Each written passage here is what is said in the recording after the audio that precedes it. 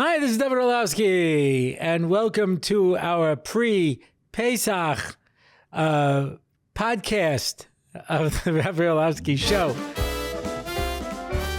There's a lot of peas over there. I hope I don't spit into the microphone. It's a perfectly perfect day.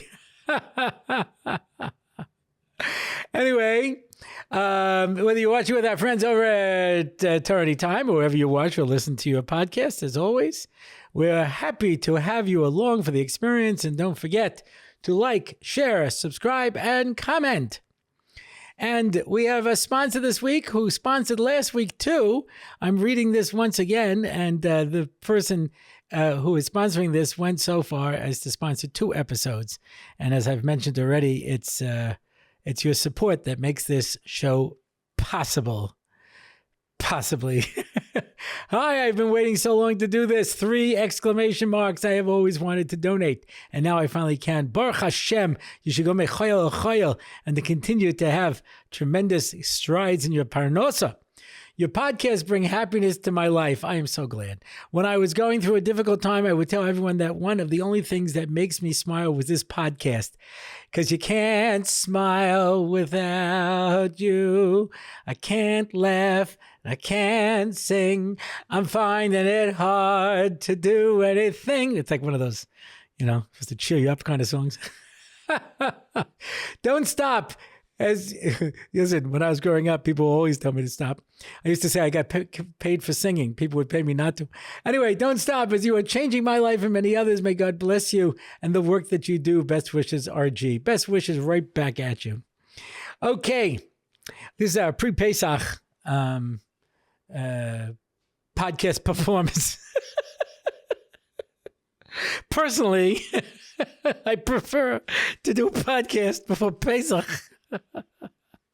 So I put on my matzah tie. I usually wear this tie first night of Pesach. That's when I wear this. Someone had gotten this many, many, many years ago. And I would like to just take a moment to talk about my favorite subject, which is myself. And just talk about what a tremendous balmidas I am, because I go to daven someplace and there's always several people, wherever I'm davening, who likes to say, "What happened? You spilled some matzah on your tie." And I go, that's a very good one. I've never heard that one before. Anyway, because I'm a tremendous balmidas. So if you do it, you will not hear me make any kind of a rude comment. I'll be like, "Oh, that's very nice. Thank you." Anyway, because I've worked years on my midos. And I have to really say that my anova is probably my greatest midah. I've worked so hard to be humble. And I'm so impressed with the level of humility that I've achieved. That is a joke, for those of you who are not aware. For the humor impaired, we'll have to have like a little sign. That was a joke. Anyway, people don't always know. There was Rabbi Shait was giving a shir, and someone showed him a pshat that somebody wrote down in their sefer that they had heard from Dovid Leibowitz. And he looks and he goes, "I was in this shir. This was a joke." He said it was a joke, and he wrote it down as if it was real. So you got to be careful with that, So just want to point that out. Anyway, so yeah, so this is it. Mamash, it's going to be Pesach already. Motzi Shabbos. All right, one of these funky years where we're going to have everything all done beforehand, and then Erev Pesach is Shabbos. Have to get in those 2 sudas before Zman Achilas Chametz. Wow, tricky. Anyway, let's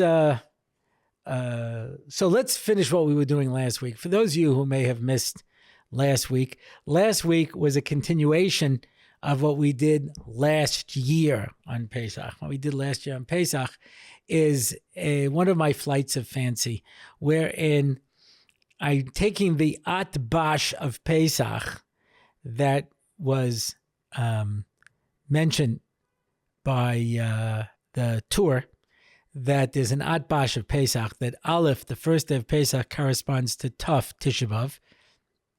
Beis, the second day, corresponds to Shin for Shavuos. Gimel, third day, corresponds to Rosh Hashanah.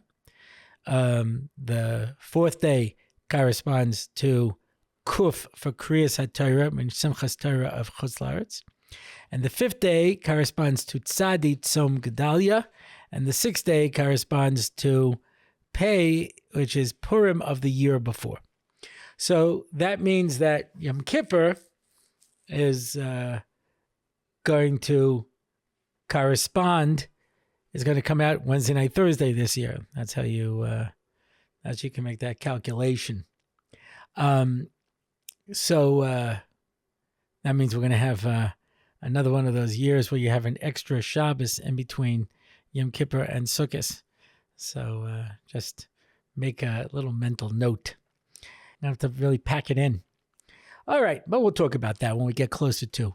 I'm wondering why the fifth day of Pesach should correspond to Yom Kippur. So I mentioned last time that on Pesach, unlike Sukkot, where every day of Chol HaMoed we read the same thing, which is what?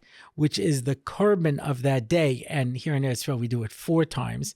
In Chutz La'aretz, you read 2 korbanos because you have to take in. That's why when you have one of those Sidurim in America, you have those brackets for each day, taking 2 days on each day because you have to do it, every day you have to do this. On the third day, you have to do the third day, and the fourth day, and the fourth day, the fourth day, and the fifth day, etc. But here we just do whatever the korban is a day. On Yom Revi'i, we do the korban of Yom Revi'i, and we just read it 4 times. So it's really pretty straightforward. On Pesach, we do different kriyas on every single day. And on the 5th day, the kriya is from Ki Sisa. Why Ki Sisa? Because there is as I mentioned, the Shalosh Regalim, besides being an Emor with all of the Yom Tovim, it's in Mishpatim, it's in Ki Sisa, and it's in Re'eh. So on the 4th day, we read the Shalosh Regalim that is in Mishpatim, and the 5th day, we read it in Ki Sisa. Now, this happens to be very interesting if the 5th day corresponds to Yom Kippur, because we know that the story of Yom Kippur takes place in Parshas Ki Sisa.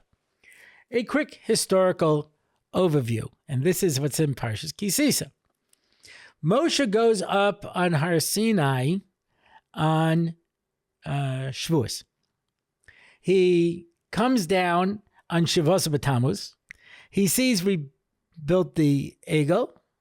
He breaks the luchos, destroys the Egel, kills the people who serve the Egel, and then goes back up for another 40 days and 40 nights and comes down on the 29th of Av.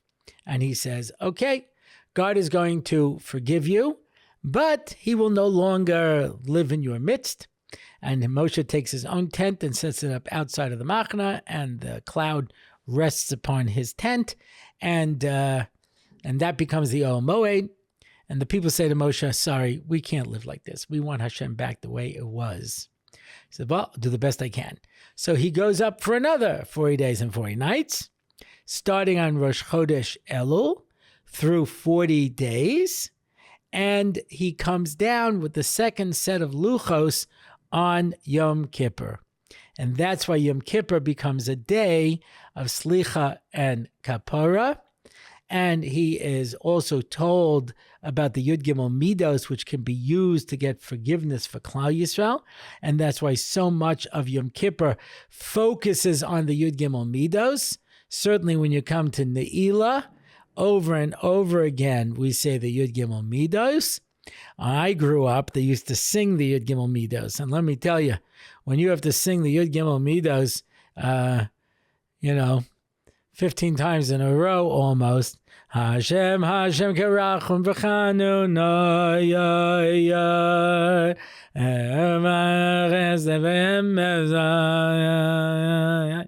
After a while, it gets a little hard, especially when you're watching the clock there. But if you just have a Ne'ilah where they're saying the Yud Gimel Midos, it takes, right, a lot of time to be able to get it all in. We say it over and over again. That's in Parshas Kisisa. And then at the end, when Hashem finally forgives the Jewish people and agrees to give them the second Luchos, once again, we have the Shalosh Regalim. There's a difference in the Shalosh Regalim that's described in Parshas Kisisa and the one in Mishpatim. And perhaps I will focus on one aspect of that, and that is Sukkot. When it's described in Mishpatim, Sukkot is B'tekufas Hashana, which is the end of the year. And when it's described in Kisisa, it's the beginning of the year. Now, I heard a vart years ago. I asked this to Reb Moshe Shapiro, and he said he never heard that, but it's obviously based on the Psikta de Rav Kahana. And I spoke about this if you go back to last year when we talked about Rosh Hashanah a little bit. And that is, the Torah that we have is not the Torah that we were supposed to have gotten that got broken. Right? The first Luchos were different because it says, don't read Choros al Luchos, carved into the Luchos, but Cheres al Luchos, freedom in the Luchos. And the Chazal say, freedom from forgetting, freedom from evil, freedom from death. That means that if we would have gotten those first set of Luchos, those first tablets, that would have been a cure for all of the ills of mankind. We would have brought the world back to Gan Eden. Hence the expression, take 2 tablets and call me in the morning, right?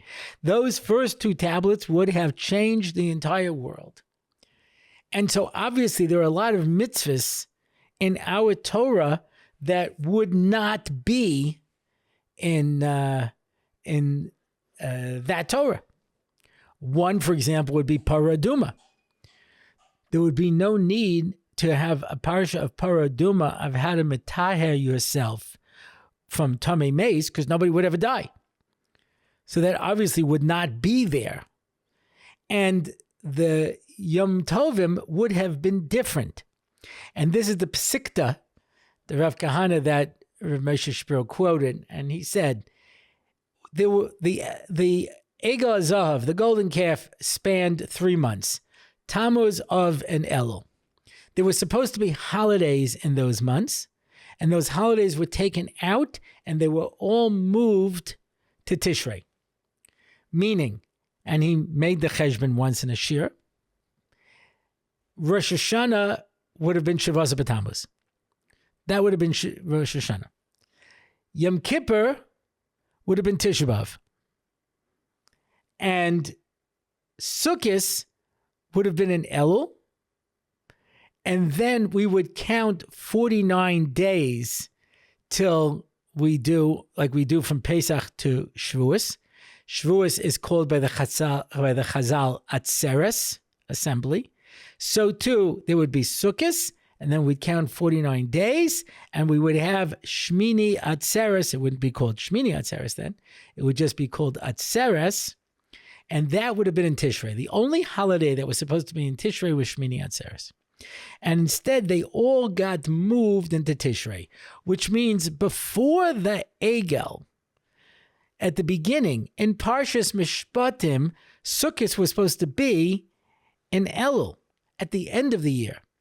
Now it's in Tishrei at the beginning of the year. And all of these Yom Tovim changed and morphed. Everything turned around because of this. So that's what it was supposed to be.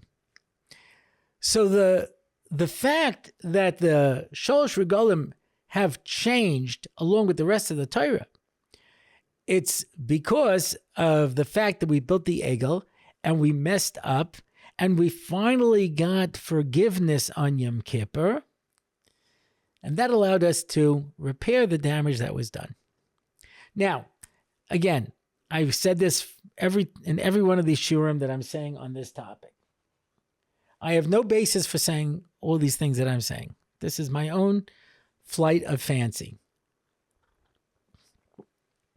that I'm assuming that there's a relationship between the Aleph and the Taf, between the first day of Pesach and Tisha B'Av. And I'm assuming there's a relationship between Beis, the second day of Pesach, and Shavuos, etc. So what I'm saying over here, this is, like I say, Aleph, Beis, and Gimel are pretty solid. It's not that hard to be able to make the association and to make the relationship. When we come to Dalet and Hay, I'm investing in it more.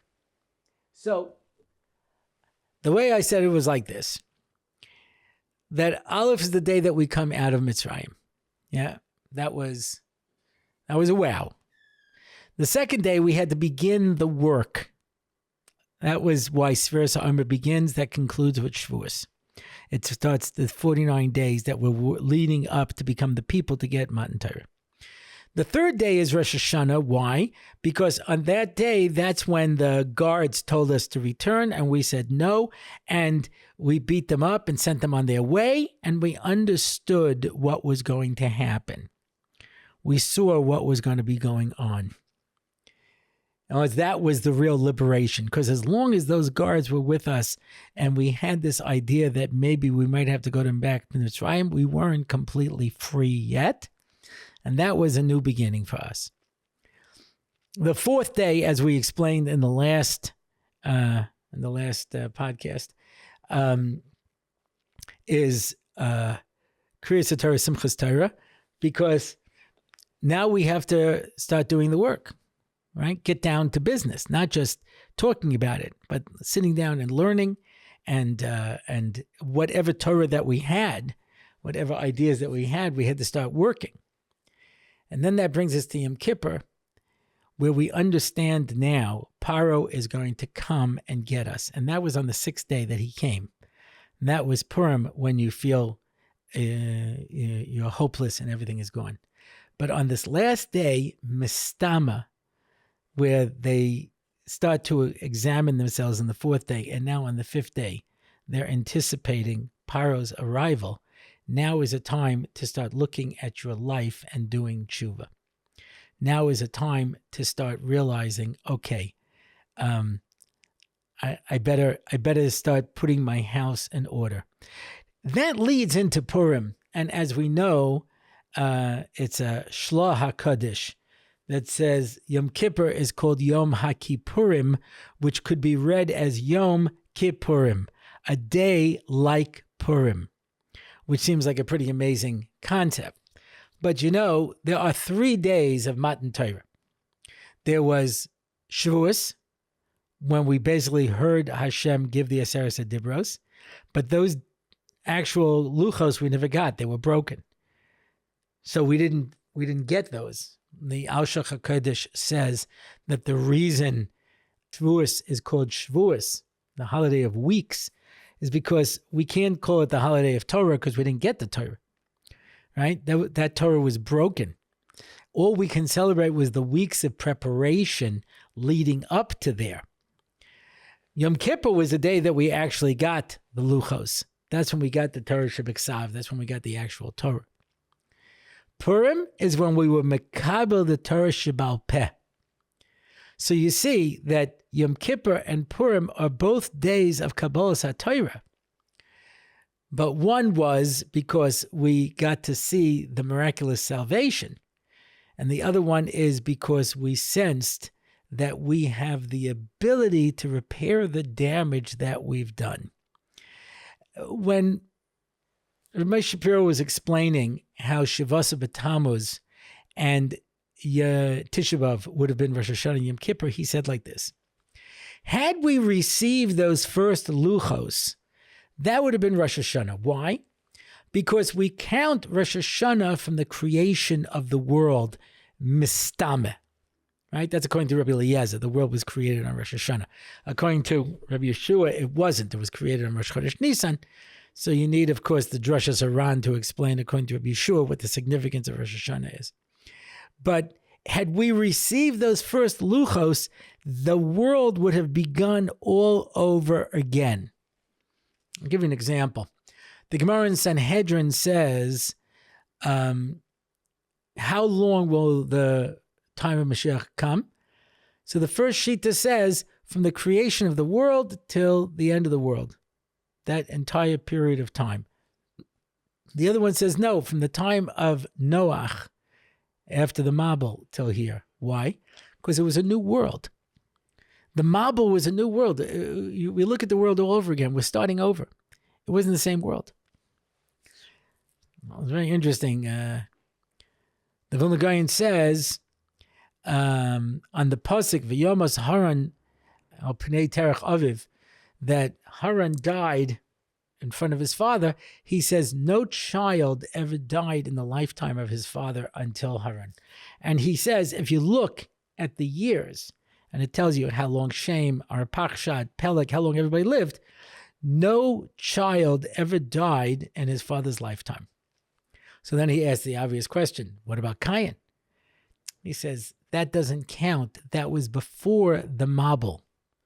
Or if you did your SAT preparation course, it was antediluvian. It's a great word. Antediluvian literally means before the flood. Yeah. So antediluvian means it was a different world. It was a different world after the Mabul than the world after the Mabul. So you're starting over again. It's a new world. Yeah.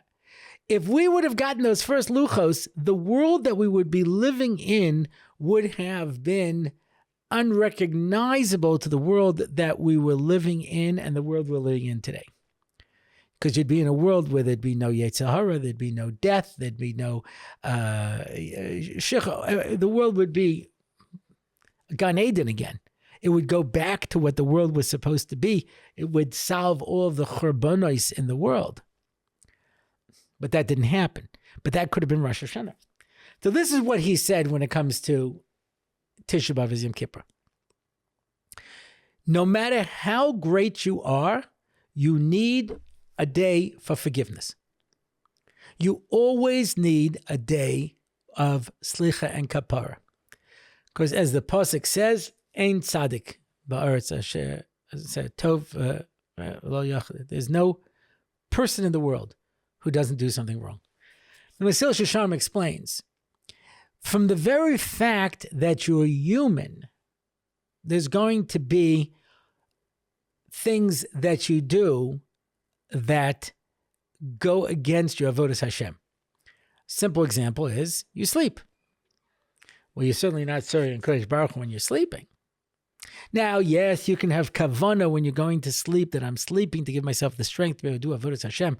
But being physical, as Mesil Shosharm explains, being physical, by the very fact that you're physical in and of itself, that means that there are going to be aspects of your avodas Hashem you're not going to be able to do. There's going to be limits to how you can be Mechabed HaKadosh Baruch Hu. There's limits to your zrizas. There's limits to your kavanas. There's only so much you're going to be able to do because you're a human being and you're physical. And your physical limitations, by definition, limits you. This is also the pshat that the Chazal explained on the Yud Gimel Midos. And when it's explained, the Yud Gimel Midos says, Hashem karach b'chanun. Hashem forgives you before you've done anything wrong. Hashem forgives you after you've done things wrong. So, of course, all the Mefarshim ask, how could I need forgiveness if I haven't done anything yet? And the answer is simply from the human experience, from the fact that you're a human being, you end up doing things wrong because of your physical limitations. So you always need a Yom Kippur. Even in a world of completion, you need one day that is set aside for slicha and mechila and kapara. So this is my flight of fancy. So on this day, just before Paro arrives, this is an opportunity where people have to sit down and stop and think, what am I doing in this world? What am I trying to accomplish? What have I done wrong? What can I do? Now, they obviously didn't do pure tshuva. That's obvious. Yeah. How do I know? Because when they come to the Yam Suf, it says the Yam Suf wanted to drown Bnei Israel also. Why shouldn't I kill them too? Hem of the Avodah Zarah, hem of the Avodah Zarah. So whatever real tshuva is, we didn't do it. But there is a shita of Rebbe in the Mishnah, which says that you can get kapara on Yom Kippur even without tshuva. Just Yom Kippur itself gets you forgiveness. The power of that day. So before we were going to face off against Paro and then conclude with the V'nahapachu of Kriyas Yamsuf, one of the most unexpected events in human history, because no one pictures the sea splitting. That is something so outside of human experience. So when you see something like that, we don't even know what to make out of it. Yeah. So that's the Purim, that's the Nahapachu, but that's the Yom Kippurim. But Yom Kippur, where we have to stop and think, I am falling short. I need to make improvements. There are aspects of my life that are not right, that I need to change. And there's a famous machlekes in the Gemara about whether or not we need to do tshuva to bring Mashiach, between Rav and Shmuel. And it turns out that Rav says Mashiach will only come if we do tshuva, and Shmuel says no, Mashiach will come even if we don't do tshuva. So we say this is similar to a machlekes Rabbi Eliezer and Rabbi Yeshua. Rabbi Eliezer says Mashiach will not come unless we do tshuva, and Rabbi Yeshua says, listen to this. No, you don't have to do tshuva. Rather, HaKadosh Baruch Hu will bring a melech kosher ke Haman. Now, Haman was not the king. He didn't have the absolute power. Now, imagine if Haman was actually the king. Look at how bad it was when he wasn't the king. And he will make gezeris on Klal Yisrael, and then we'll do tshuva. So the Mefarshim say, then what's the machlekes? Right? Rabbi Eliezer says, Mashiach won't come until you do tshuva. And Rabbi Yeshua says, no, he'll bring a terrible king, and then you'll do tshuva. So they're both agreeing you have to do tshuva. And then it turns out that nobody's saying like Shmuel, who says you don't have to do tshuva for Mashiach to come. So the way to understand it, I think, this is what some of the Mefarshim explain, is even Shmuel agrees you have to do some kind of tshuva. But what Rav means is you have to do real tshuva. Real tshuva. I've told this story in the past. Yeah. When the Twin Towers went down, that Sukkot happened just before Rosh Hashanah. That Sukkot, I went to visit Rav Moshe Shapiro on Chol Moed. And he would tell anybody who would listen, this is Gog Magog. This is the beginning of the end. This is Mashiach is coming now. And somebody there who was, a bona fide Talmid Chacham, not like me, an average Joe. He was a real guy. And he says, but there are those who said that World War II was Gog Magog. And he says, Kinera lo? Because Mashiach didn't come. I said, yeah, but look at the effect of the Shoah. Look what it's had on the Jewish people. He says, these were the words, and it was so hard to listen to. HaShoah zeh haya klum. That was nothing. He says, it helped for the people who died. They died as Kiddush Hashem. But it obviously did not fulfill the role of Gog and Magog and Klal Yisrael. How do you know?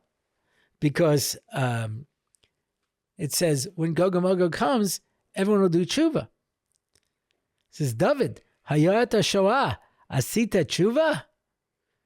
There was a Shoah. Did you do tshuva? It says, achrei zeh ata kein ta'aseh tshuva. After this, you will do tshuva. So three interesting things from that story. And that is, obviously, whatever the historical role of the Holocaust was, it's not what most people think. Certainly not Gog and Magog. Second thing is, he knew that I hadn't done tshuva. Third thing is, he gave me a bracha that I will do tshuva, which I definitely appreciate. But the idea that that we will have to do tshuva, so that's what Rabbi Yeshua is saying. It'll be a tshuva that we'll do, but it's not going to be the tshuva that we do which is a tshuva shlema, like Rav is saying, like Rabbi Eliezer is saying. It means that there'll be some type of a tshuva where just from the fear, we'll turn to HaKadosh Baruch Hu. And the anticipation on that day before Paro arrived, even according to Rabbi Yeshua, obviously they didn't do full tshuva like Rabbi Eliezer says or like Rav says, but Pashtus like Shmuel. And by the way, the Gemara brings a brisa where Rabbi Eliezer and Rabbi Yeshua argue back and forth with different psukim, and finally Rabbi Eliezer agrees to Rabbi Yeshua and says, yes, in fact, we won't have to do a complete tshuva for Mashiach to come. Even he agrees. So whatever level of tshuva they had to do, there had to be something that comes about from the anticipation and that fear. Now, Klal Yisrael took that opportunity to stop and to think. And the power of Yom Kippur, there is one day, which is, of course, Slicha, Mechila, Kapara, and that's, of course, Yom Kippur. Having said that, there is every single day, right? A person should do tshuva the day before you die, and since you don't know when you're going to die, then you should do tshuva every day. So the concept of Yom Kippur is something that should be there all the time. The hidden power of Yom Kippur, like Rebbe says, to get your forgiveness, even if you don't do tshuva, that's unique to Yom Kippur. That's where HaKadosh Baruch Hu forgave us completely in a way that did not make any sense because we blew it. I've mentioned this in the past, that the mazel of Elul is the basula. Why? Because it represents there are certain things you can only do in this world once. And once you lose it, you lost it. It doesn't matter how bad you feel about it. And that's true in everything. If you did something stupid and you cut off your hand is gone. It doesn't matter how sorry you are, you're never getting it back. The fact that HaKadosh Baruch Hu forgave us and gave us another set of luchos and agreed to Shachanti B'Saycham, to once again live among us, etc., that's the miracle of Yom Kippur. It doesn't make any sense. We didn't deserve it. So the fact that Yom Kippur has the power to get us forgiveness even when we don't deserve it, that's an unbelievable thing. And any time that Klal Yisrael turns to HaKadosh Baruch Hu together as one, the Medrash says when Paro finally arrived, Klal Yisrael turned into four groups. There were those who said, let's daven. There were those who said, let's fight. There were those who came to fight with Moshe. There were those who said, let's go in the sea. There was no unity before Kriyas Yam Suf. The people had their own opinions and were fighting. But it could be at this particular moment before Paro actually arrives. And like I say, I don't have a basis for any of this. This is all me talking. It could be that Klal Yisrael themselves recognized that this was an opportunity for us to be able to join together. The tshuva of Yom Kippur comes from the fact that we have confidence in HaKadosh Baruch Hu, and that HaKadosh Baruch Hu is going to forgive us. It's a strange thing, Yom Kippur. We go in dressed in white. We know that best case scenario, we came out of Yom Kippur as a Beinani. The odds of us, I mean, Amoraim said, I'm a Beinani. I came out as a Tzaddik Gamor, and the odds are not good for that. So we go into Yom Kippur saying we're Beinani. Beinanim tluyin ad Yom Kippurim, that scary image that Reb Itzel Ablaza gave. What does it mean, Beinanim are hanging? It says you have to picture yourself at the gallows with the rope around your neck, waiting to see if the executioner pulls the lever or not. You're hanging at Yom Kippurim. Yeah, you go in, you imagine the pachad. We go in dressed in white. Not only that, when we say the Oshamnu, so when we say to ourselves, Oshamnu, Bogadnu, Gozalnu, but when we say it together, I always thought it was so weird as a kid. Ay, ay, ay, ay, ay, ay, ay, ay, ay, ay, ay, ay, ay, Oshamnu, Bogadnu, Gozalnu, Dibarnu, Dofi. Ay, ay, ay, ay, ay, ay, ay, ay, ay, ay, ay, ay, ay. We have lied, we have cheated, and we act deceitfully. Ay, ay, ay, ay, ay, ay, ay, ay. We have robbed, stealed, and killed, and I beat your grandma. Hey, that's kind of weird. That's what we're singing with a tune like that? And the answer is, we go into Yom Kippur with a confidence. We go into Rosh Hashanah with a pachad because we're being judged. But in Yom Kippur, HaKadosh Baruch Hu said, you step towards me, take a step towards me, and I will forgive you. So built into Pesach is the potential for kapara.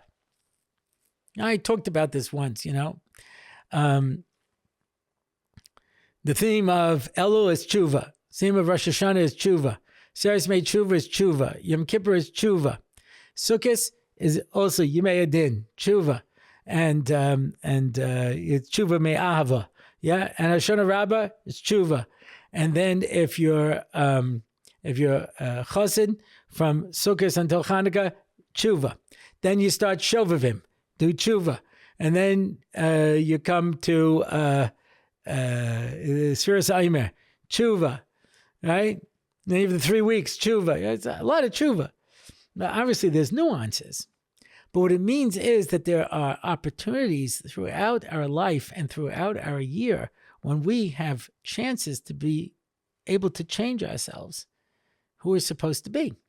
Pesach is obviously therapeutic. We've spoken about this in the past, right? Matzah is something that is a simple bread.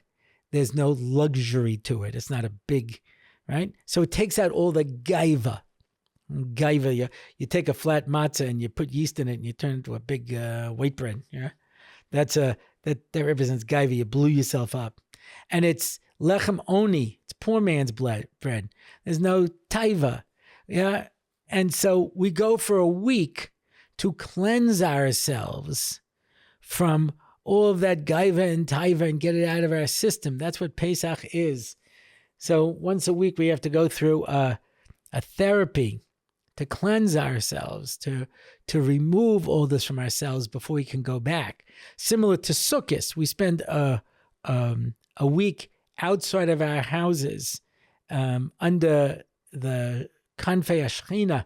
We don't have a real roof. You can't live without a roof when it rains. Yeah, so it's a therapy, Sukkot. So too is Pesach, and the point of it is to help us change from who we were and to start us on the road to Sfiras HaOmer and build us up. The whole first week is Chesed. If you are Sfira savvy, so you know when you count Sfiras HaOmer. So it tells you the first week is Chesed, second week is Gvura, third week is Tiferes, right? Until the last week is Malchus. Seventh week is Malchus. And that's what we're going through. But the whole first week is Chesed. The HaKadosh Baruch Hu took us out of Mitzrayim as a Chesed. Yeah, and he took care of us, and he brought us to Kriyas Yamsuf to be able to experience that tremendous chesed of salvation and Yeshua that HaKadosh Baruch Hu gave us, which, as you see from the Yamsuf, we didn't deserve. Hem of Day Avodah Zarah, Hem of Day Avodah Zarah. There's no difference between them. They're all not the people of God. So this week is a chesed. In Mesilas Yesharim Perek Daled, he says, after speaking about din and all the exact judgment, he says, so what does the rachamim do in the world? And he says, the mercy in the world does 3 things. Number 1, it means you're not punished immediately. Because bedin, you should get punished immediately as soon as you do something wrong, just like you do in the physical world. If you stick your hand in a fire and you burn off your hand, there's no delay to that. It happens immediately. You don't say, okay, I'm going to take off I'll burn off your hand in 3 weeks. No, you get it right now. And you're not punished with burning anger. It would befit a rebel against the king. Yeah, there's only one punishment for murder b'malchus, and that's death. And every time we sin, as we say on Yom Kippur, al chet shechatanu lefanecha. Nothing, what the particular sin is irrelevant. You told me not to do it, and I did it anyway. I've sinned against God. And so that's a very powerful thing. We have to take that into account when we're looking at it. So therefore, that should be the punishment. What we used to call, when I was growing up, the lightning bolt method. Do something wrong, you should immediately get zapped. But HaKadosh Baruch Hu doesn't, right? He can downsize your punishment. You'll get punished, but it doesn't have to be the same punishment.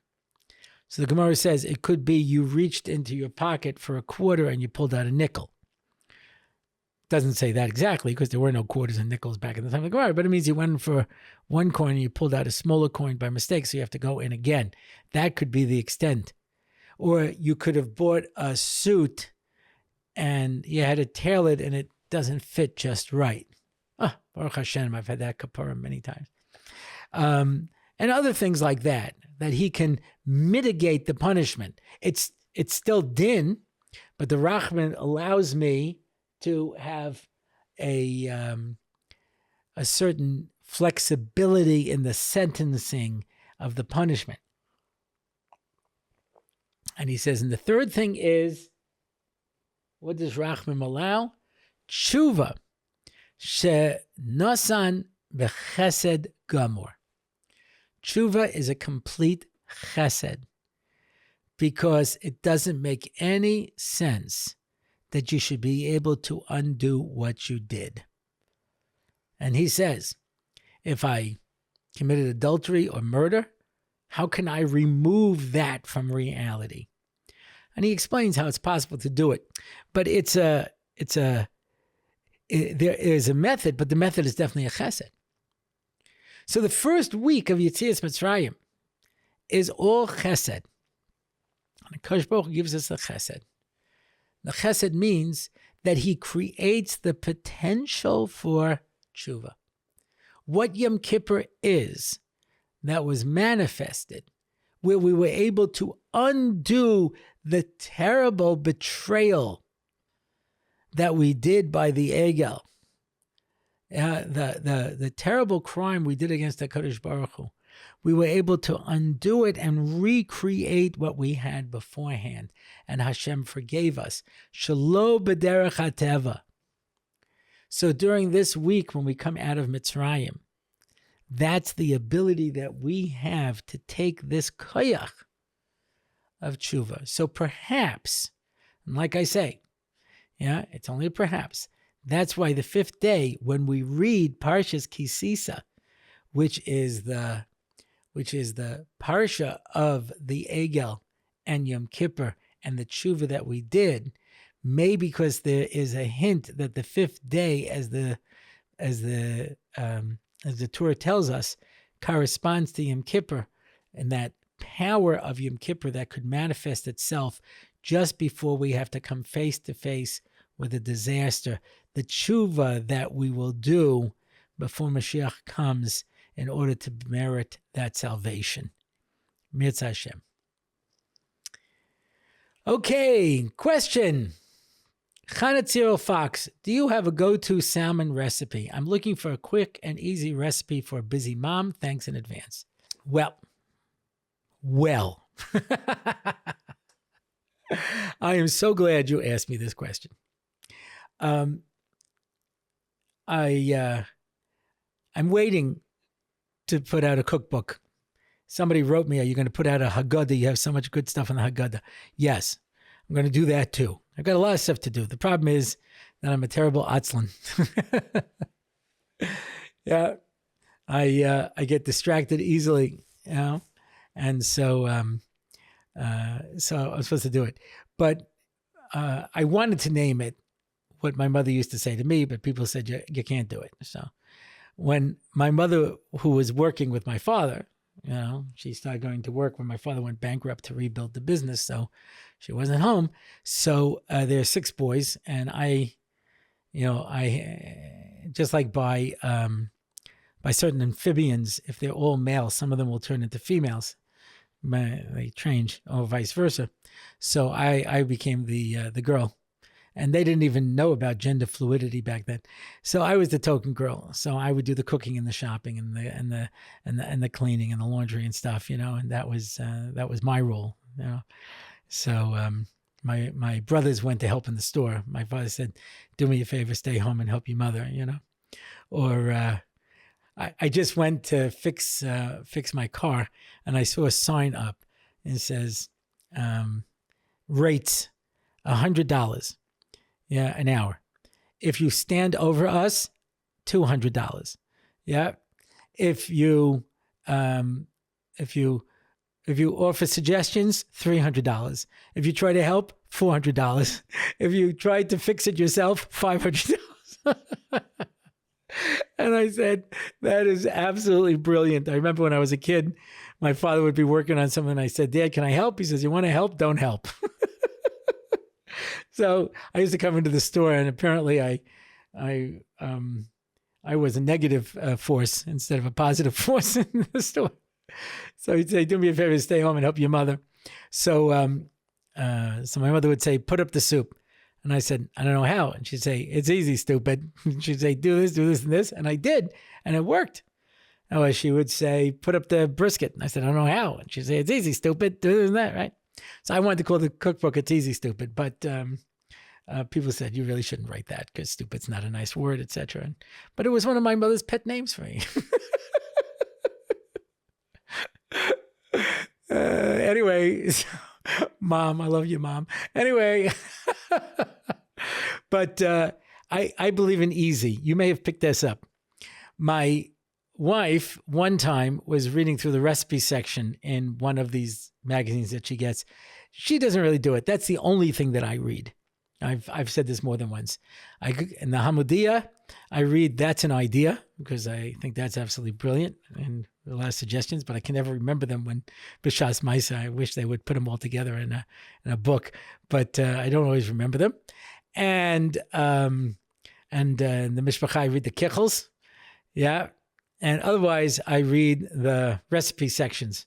Yeah. Just to remind myself of the words of Noach Weinberg, it's hard to remain sane in an insane world. When everybody's crazy and you're normal, you start to think that maybe you're crazy. And I look at these recipes, and they make things sometimes that I make, only with 9 extra steps. And I can't understand for the life of me why they do that. And I believe in making everything as simple as possible. And that's why in my recipes, I have a lot of things that are very, very simple. Yeah. Because I believe in it. How do I make salmon? Listen very closely. Okay. I sprinkle on garlic powder and lemon juice. Zehu. I put it in the oven and I bake it at 350 until it's done to your wellness. I like it a little more well done. Most people like it a little less well done, and that's it. It's delicious. Now, my wife one time was reading one of these recipe sections, and she says to me, "They've just run out of ideas." You can see they're just making stuff up now just to be able to figure out how to print an issue. Because if you put all of the normal recipes, i.e. the ones that I make, yeah, it would just be like one issue. That's going to be my cookbook. Just easy, simple, normal stuff. I'm sorry. I just, when you have an entire section issue dedicated to different ways to prepare raw fish, you've lost me. I'm not there. I'm not going to do it. I know people like raw fish, and I think that's wonderful. I just remember the words of Jackie Mason, who says sushi was invented by 2 Jews who said, "How can we open a restaurant without a kitchen?" He says it's crazy. But I know my children, they sometimes like that kind of raw fish stuff, and I think that's just great, but not me, my friends. My fish recipes are all delicious and simple. You can try this. And in every issue, almost in every magazine, they have another way to make salmon. And they're crusting it with pistachios, and they're adding this sauce to it. They're doing this and that. I don't do it this way. Now, my wife, sometimes she'll take it and she'll put teriyaki sauce on it. Very popular. Just take teriyaki, pour it on, bake it. Very delicious. Sometimes she'll take a honey mustard sauce, right, and put it on top. Now, how do you make your honey mustard sauce? Listen carefully. Take honey and mustard, mix together, slap it on, and bake it that way. Yeah, and that's how we make salmon. There are many, many more complicated ways to do it. But your question is specifically, I'm busy. It's before Pesach. How do I make it? A little lemon juice, a little garlic. It'll be delicious. That's my opinion. Okay. By Anonymous, what is the significance of the items that were created on Erev Shabbos being a shmashos? What was their common denominator? Okay, for those of you who do not appreciate the reference, in the 5th parak of Maseches Avos, it says the following. It has a whole bunch of tens. Ba'asar Mamoros Nivru Ha'olam, the world was created with 10 expressions, 10 tests of Avraham, 10 times the people tested Kadosh Baruch Hu, and we know there are all kinds of 10s, 10 generations from Adam to Noach, 10 generations from Noach to Avram, that's all the 10s. And among the 10 miracles that took place in the Beis HaMikdash, and among the 10s are 10 things that were created in the twilight of creation. 10 things that were created after Shkia, before Tzeis. Now, you understand that could only have been a moment. It could only have been a moment, Mena Shmashas. Because we, in fact, say, Vayichlu HaShamayim va'aretz v'chol tzva'am, v'chal Elokim b'yom hashvi'i, and God rested on the 7th day, right? But what was he doing that he rested on the 7th day? Really, he rested at the end of the 6th day. So Rashi brings 2 explanations. One is, well, he created rest. There had not been Menucha before. He created rest in the world. The other explanation was that HaKadosh Baruch Hu could tell the difference between the end of one day and another. But to everybody else, it looked like it was the same day. So, Ben Hashmashos by HaKadosh Baruch Hu, what could it have possibly been? Because one day ends, the next day ends. That's what Rashi says. So Ben Hashmashos could have been only a moment. And he created these 10 things. What's the significance of creating things? Now, both Rashi and the Ramban say in more than one place that really everything was created in the first moment of creation, and the next 6 days, or the remaining 6 days, he put everything in its right place. But everything was created in one moment. So what were these things? Why weren't they covered already in the creation? So the answer is that this world is represented by the 6 days of creation, and Shabbos represents Olam Haba, the world to come. Yom Shekulei Shabbos U'Menucha, a world that is completely Shabbos. It takes you out of this world. There are 6 days, and then there's a 7th day, and the 7th day is out of everything. Ad Kedei Kach, that we don't really have a 7th day. The 7th day is the 6th day, and then all of the 6 comes together. We've explained this when we did our Shiurim on Shabbos, where if you picture a cube with 6 sides, Shabbos is what's in the middle. That's why the Magen Dovid is 6 points, and that little hexagon in the middle, that's Shabbos. And that's the same thing by the Spheres. Chesed, Gvur, Tiferes, Netzach, Hod, and Yesod are the 6 manifestations. And Malchus receives from all of the other ones. It's a makabel of all the other 6 spheres. So it all comes in together. So it's not that the 7th day is another day. It's not another day. There's 6 days, there's 6 sides, and the 7th is what gives it meaning and fills it and brings it all together. Otherwise, 7 just means a lot, like B'Shiva Drachim. Yeah, it says you will flee before them by 7 roads, or you will chase them on 7 roads. It just means a lot. 7 is really 6. And then the thing that brings it all together is what we call 7. That's the uniting of those 6. And everything comes together. 6 years you work. On the Shemitah, you enjoy what you've done already. And that's it. It's not another year. It's the completion of everything that went before it. Right? So the 6 days of creation is this world. Shabbos is not this world. The twilight of creation are things that are in this world and not in this world. They are twilight things. So, the Piha Aretz, the mouth that swallowed up Korach, there's no such a thing in the Bria. It doesn't exist. And that's why Moshe Rabbeinu says, I want something that has never been done before that is not part of the Bria to prove that I'm not just making this up as it's going along, and I didn't just make up the Torah, and that he's not getting killed because of my kavod, but that there's a change in creation itself. Well, HaKadosh Baruch Hu can't create something new that never existed. So the Pi HaBe'er has to be in the twilight of creation. It's not part of creation, but it's before creation completely ends, in the twilight. So too, animals do not have the koyach of dibur. That is yesod. It's a foundation, right? When you play, I always say, when you play 20 questions in America, they say animal, vegetable, and mineral. And people are included in animal. When we play it in Israel, we have domaim, silence. That does nothing. It just sits there. That's mineral. Tzomeach, something that grows. That's vegetable. Chai, those are animals. And a human being is a medaber. So we understand people are not part of animals because they have the power of speech.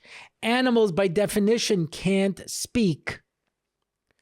So the fact that the donkey spoke to Bilam is not possible in Brias HaOlam. Animals do not have the power of dibur. So the potential for this one animal to speak had to be built into the Bria. It was part of creation. It had to be created, but it's not part of creation. It doesn't make sense in the normal function of creation. And so all of these 10 things are things that had to have been created because they would be needed in the world, but they are not part of the world. And therefore, if you go through the 10 things with the Mefarshim over there, I suggest particularly the Maharal, you'll see how he describes how all of these 10 things are in creation, were used in creation, but are not part of the normal functioning of creation. And that's it for this episode. If you want to find out more about the show, you can go to my website, RabbiOrlofsky.com, and you can leave a comment. You can ask a question. You can sponsor an episode. And again, thank you to our sponsor for the last 2 episodes. Just your sponsorship, besides the fact that you're helping to keep things going, the beautiful sentiments were so meaningful. And you can sponsor a Parsha in 5. You can sponsor a question and answer section separately. We can sign up for one of our online shiurim. And that's it for now. Everyone should have a Chag Kosher v'Sameach. Everyone should have a beautiful, beautiful Yontif. And we'll see you next time in Mirza Hashem. In the meantime, we should all be Zoicha to a beautiful Yontif and an Emesa Cheres, Zman Cheresino, Emesa freedom. This has been Rabbi Orlofsky, and this has been the Rabbi Orlofsky Show. It's the Rabbi Orlofsky Show. Torah and Simcha ready to go. It's the Rabbi Orlofsky Show. knowledge and wisdom will help you grow. Lots of fun in every episode, and we don't have to rhyme. No, we don't. It's the Rabbi Orlofsky Show on RabbiOrlofsky.com. Torah anytime, YouTube and more. It's the Rabbi Orlofsky Show. Torah and Simcha, ready to go. It's the Rabbi Orlofsky Show. Till next time, till we meet again. It's the Rabbi Orlofsky Show. It's the Rabbi Orlofsky Show. It's the Rabbi Orlofsky Show.